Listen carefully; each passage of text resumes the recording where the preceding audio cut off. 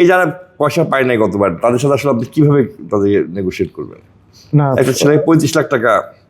না প্রথম জিনিস হচ্ছে আমরা যেটা প্ল্যান করেছি, প্লেয়ারদেরকে আমরা এগ্রিমেন্ট কিভাবে করতে হয়, একটা কন্ট্রাক্ট প্রপারলি কিভাবে করতে হয় একটা লয়ারের মাধ্যমে, এটা তাদেরকে আগে শেখানো। ওর বিপিএল বা এনি ফর্ম্যাট, বিপিএল, হ্যাঁ, ঢাকা প্রিমিয়ার লিগ হতে পারে, ঢাকা প্রিমিয়ার লিগেও তো প্লেয়ারদের পেমেন্ট ইস্যুস হয়। মানে এটাকে ট্রাই পার্টি এগ্রিমেন্টের মতো, মানে BCB will also be part of it. At least যদি মনে করেন আপনার ডিরেক্ট সাইনিং প্লেয়ার যারা আছে তাদের যদি ফ্র্যাঞ্চাইজিদের সাথে একটা প্রপার এগ্রিমেন্ট থাকে, তাহলে ওরা একটা ফাইট করার গ্রাউন্ড থাকে। তো আমার সাজেশন এটাই থাকবে, যেহেতু ওর ওর ডিলিংটা হচ্ছে ডিরেক্টলি উইথ দ্য ফ্র্যাঞ্চাইজি, এর জন্য আমাদেরকে ফোন দিয়ে বলে ভাইয়া পারলে একটু হেল্প করেন।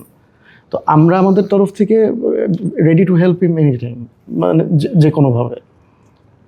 আর নাসুম বাজার যেসব এইবারও ফ্র্যাঞ্চাইজিতে টাকা পায় না, তাদের তো বোর্ড টাকা দেওয়ার কোনো ইয়ে নেই। না, বোর্ড তো টাকা দিতে পারে না ওইভাবে, বাট আমরা মানে ওই ফ্র্যাঞ্চাইজিতে পরবর্তীবার আপনাদের কাছে আসে, ওই ফ্র্যাঞ্চাইজি নাসুমের ফ্র্যাঞ্চাইজি আসে, উইল আসতেন যে প্লিজ দেখেন কি করা যেতে পারে। না, আমি তাকে বলতেই পারি যদি আপনার সাথে এরকম কোনো এগ্রিমেন্ট থাকে এটা প্লিজ ক্লিয়ার করে দেন, এটা তাকে রিকোয়েস্ট করতে পারি আমি। হ্যাঁ, ইউ ক্যানট, মানে এটা তো আসলে মানে আপনার যে কথা, মানে বাউন্ড করতে পারেন না, because that agreement is not valid.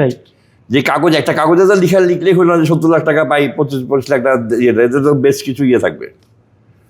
আমি আশা করবো যে আপনারা অন্তত ফার্স্ট প্রায়োরিটিটা আগে দেখেন যে প্লেয়ারদের এগ্রিমেন্টটা, বিপিএল প্লেয়ারদের এগ্রিমেন্টটা এবং গোয়িং ফরওয়ার্ড আপনি এবং আপনার এই নতুন বোর্ড মানুষকে সামনে এগিয়ে নিয়ে যাবেন। Thank you.